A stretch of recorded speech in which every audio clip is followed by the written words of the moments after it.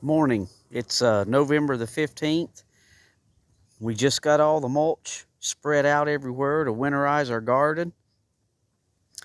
Here's our containers where our butternut squash and our carrots and our chili pepper plant was. So we topped it off with some good compost.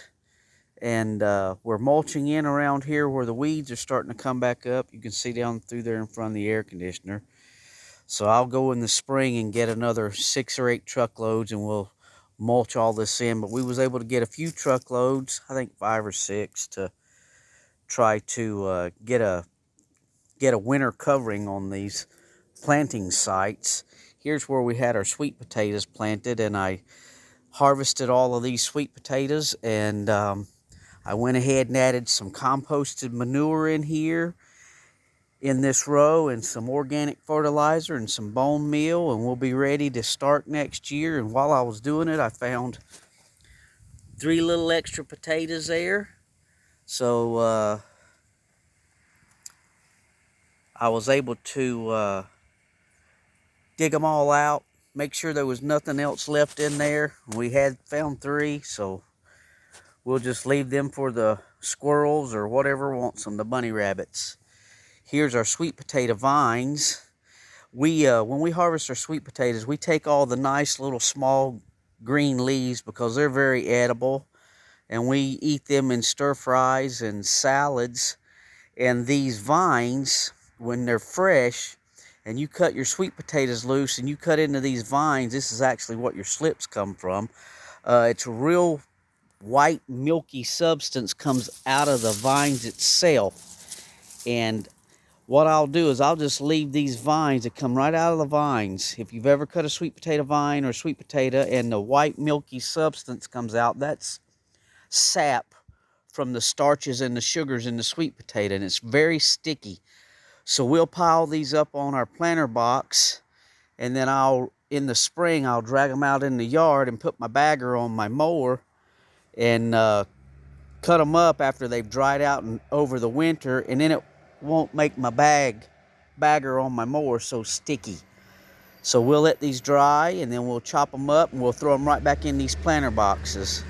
I've got to do some repairs on some of these boxes. I think I'm going to replace 3 of these boxes in the spring. Here's our carrot tops. We kind of just leave these.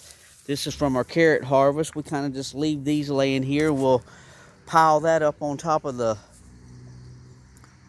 these sweet potato vines in the spring, and we'll run the mower over and compost them all in. I just been saving our eggs. We eat a lot of eggs, and I save the eggs, and I crush up the egg shells. I wash them first, and then I save them, and then once they're dry, I crush them up, and I'll throw them in these boxes at the end of the season, try to help with some calcium. And here again, this is where we had our beans planted in this row, and we went ahead and dug it out and put some composted cow manure, some bone meal, and some organic vegetable fertilizer in there to try to get her going for next year. The garden's about to finish up. We don't have anything else growing that we can harvest, so we're just doing a mulching in on everything. Here's our Blackberry Row. We got about 50 feet of blackberries, and I tied these canes up so I could get it all mulched in, and I'll probably cut these strings off and go ahead and lay these canes down low to the ground, so hopefully they'll make it through the winter. I left so many canes in there this year, we've got a good chance of them make it through the winter. We've had years where we only cut it back to 3 or 4 canes and they didn't go through the winter, so we left a few more on. You can see it's turning cold and all our leaves are coming off the trees. Our blackberry leaves are dying off. We've got one Kiowa plant here that seems to be holding its leaves longer than the other varieties. Actually, there's 2 Kiowas in there.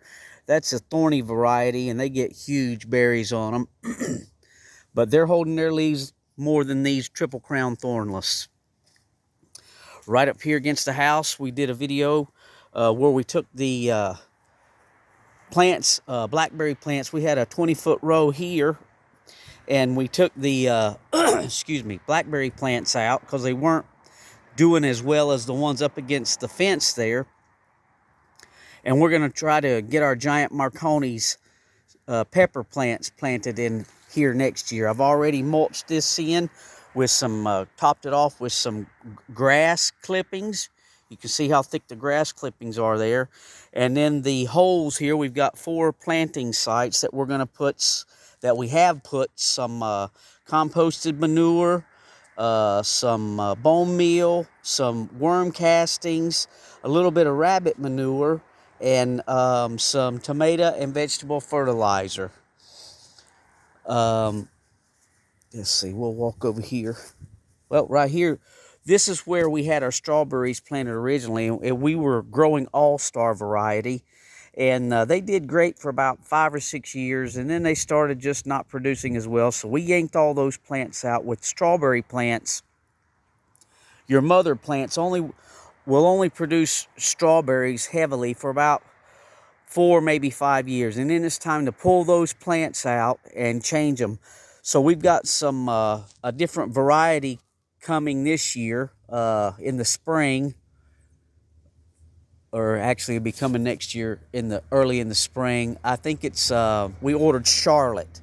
So what we had was the bottom 6-inch board there. That's what we had them planted in, but we had some extra reclaimed decking lumber, so I just made another row and filled it in with some good potting soil and some garden soil and some composted leaves, and we added a little organic fertilizer to that, the tomato and vegetable fertilizer, and a little bit of bone meal, just a little, and we'll fertilize again in the spring when we get the bare root plants and put them in. And here's where we had our garlic, or we planted our garlic middle of October, and we mulched it in, and I put these screens on top of these boxes because we have a lot of squirrels, and they like to, this time of year, they're tearing everything up to bury these nuts, acorns, and walnuts and stuff like that. So I just didn't want them getting in there and digging out my my garlic. I don't see anything coming up yet, but we normally get some sprouting up about, I don't know, December, January. We'll see some tips coming up. Lord willing, they make it and they grow. We ordered a different variety this year from King Garlic Company. I've got some videos in the on the channel about us fertilizing the cloves before we planted them, and so we got them in the ground, and we're waiting on them guys to pop up. Here's a little celery plant.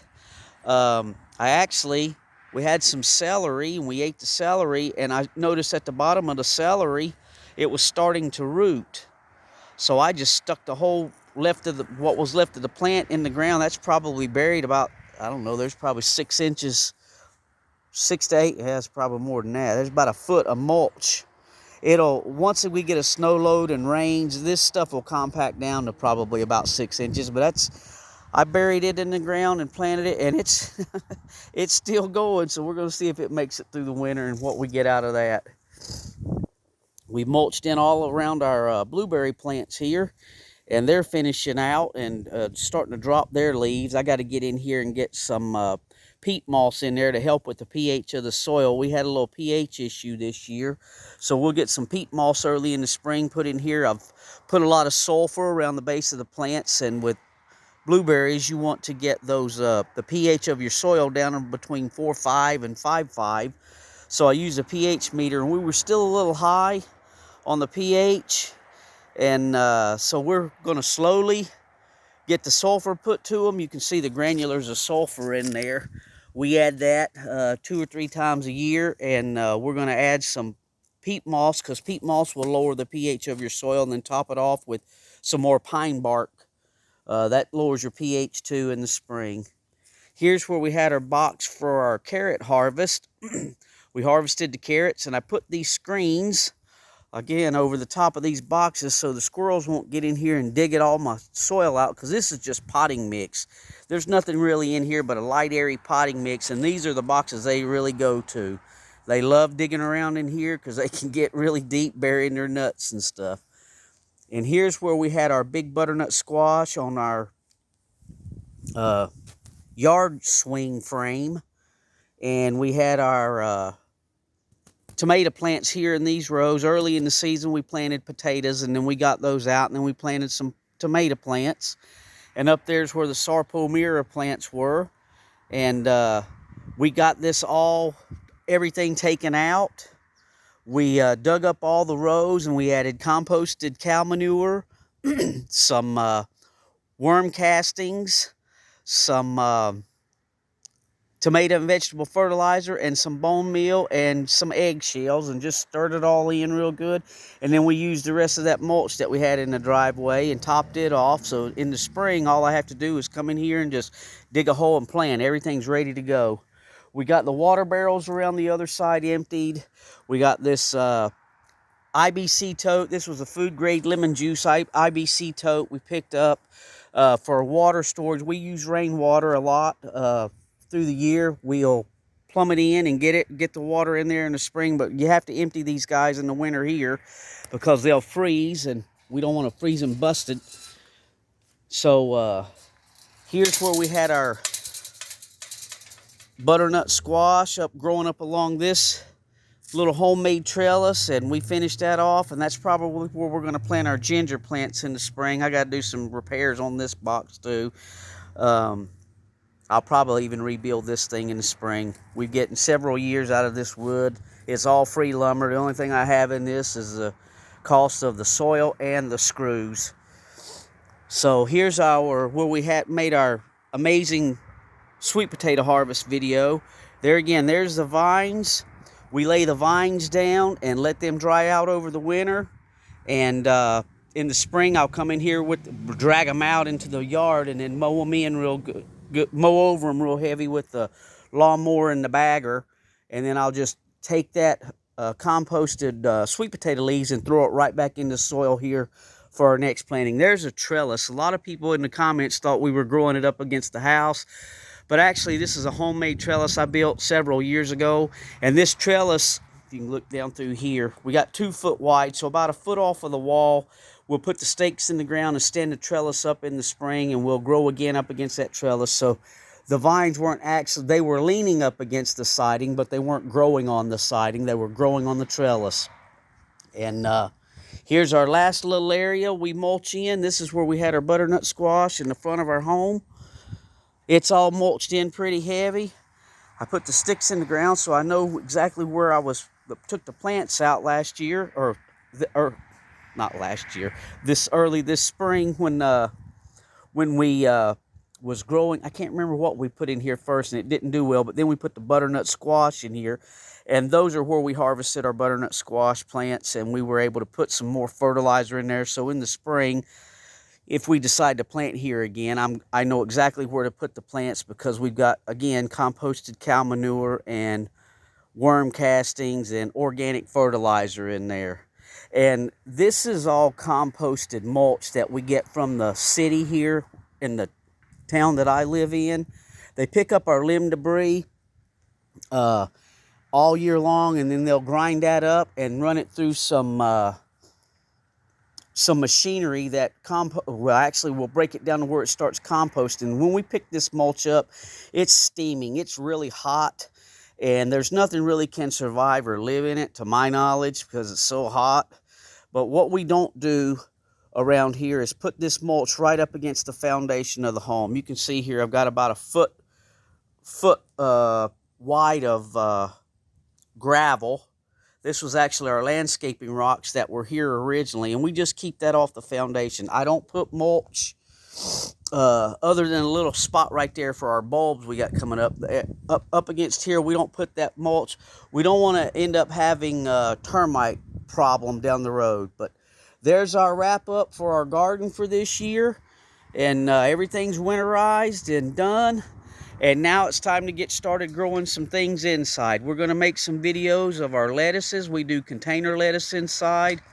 We've got some onion seeds ordered, and they'll be here. We'll get some onion seeds going in about February.